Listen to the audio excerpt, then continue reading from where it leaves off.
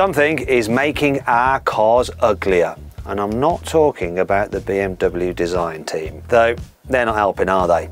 No, there's something else that's spoiling the looks of our cars, something that no one can escape from, and it affects all of us. It's the law. I'm Matt Watson, you're watching Car Wow, and this is my list of the 10 ways which the law is making our cars uglier.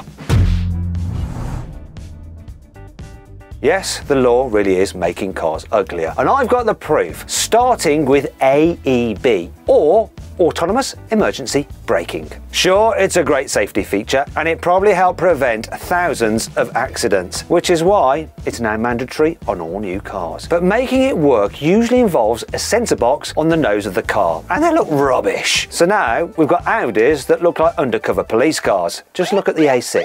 And the Aston Martin DB12 looks like it has a split lip. And that brings me on to the fact that the worst thing about all this is that the most expensive cars look the worst. For instance, what's that in the grille of the Mercedes AMG S63?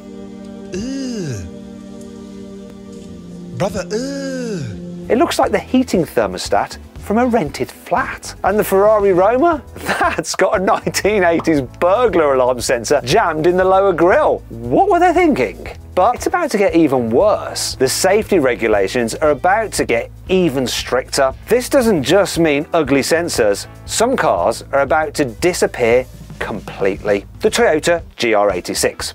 Gone by the end of this year. Why? Well, because Toyota can't afford to re-engineer the car to pass new updated regulations about advanced safety technology. So these rules aren't just making cars uglier, they're actually killing off some of the best looking cars too. Here's another one. Wheels. Specifically, the law that says wheels can't be exposed beyond the edge of the bodywork. So how do some car companies get around that? Not by making their cars a bit wider, that would be far too logical. Instead, they tack on these plastic spats. And I'm not talking about proper wheel arch extensions on sporty cars like on a Honda Civic Type R. I mean on normal stuff like the Honda CR-V and the Skoda Enyaq and the Polestar 2 and the Mini Countryman and the Volvo C40. The list goes on. All these everyday cars have sprouted a horrible little nubbin on the back arch, as if modern cars aren't already plastered with enough bits of plastic. Is that a Toyota, or have you bought a car by Tupperware?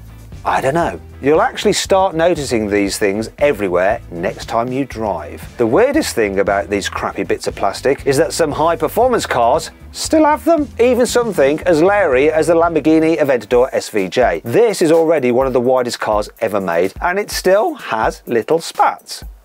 Why? Now we come on to door mirrors. Look at a car from 20 years ago, like, say, a second generation Fiat Panda. The mirrors are so tiny, they look like hippo's ears. But now the law says mirrors have to be of a minimum size, and so what do we get? Land Rover Defenders are driving around with truck mirrors, and the Rolls-Royce Phantom looks like it's got inflatable novelty golf clubs on its doors. But this problem is even worse on smaller cars. Look at the Fiat 500e. It's a very cool little car, except for the fact it looks like it has two blimps emerging from the sides. Still, could be worse. At least they don't have cameras for mirrors, because cameras for mirrors are rubbish. Now here's something else the law has opinions about. Sharp edges. In Europe, they're not allowed, which is why we'll never get the Tesla Cybertruck sold here officially unless Elon covers them all in pipe lagging. But did you know the law even prohibits sharp edges on the back of cars? And that particularly affects exhaust for some reason. Whether it's the tucked away real exhaust pipe on the new Mercedes AMG C63, or those weird moulded in pipes that aren't exhaust at all on the Seat Leon, or the strangely beveled exhaust tips that have appeared on cars from a Mini Countryman to an Aston Martin DB12. Honestly, how often do they think we're going to be reversing into someone? Here's another source of back-end ugliness that can be blamed on the law. Lights. Specifically, these fiddly extra lights in bumpers that are there because the law says you have to be able to see the backlights at night even if the tailgate is open. So we get stuff like the Mini Clubman or the Audi Q7 or even the Bentley Bentayga. All these cars have extra bumper lights which are harder to see and easier to damage if someone dinks your car in a car park, and they look really messy. It's a lose-lose situation with an extra lose on top. Now there's an answer to this legal requirement, but it ain't pretty. BMW gave the iX a whole set of extra extra lights inside the boot. And before that, the Vauxhall Insignia Estate had a similar setup. I grant you that it's neater than having extra lights in the bumper, but it also makes it look like your car is pooping out another car. Weird.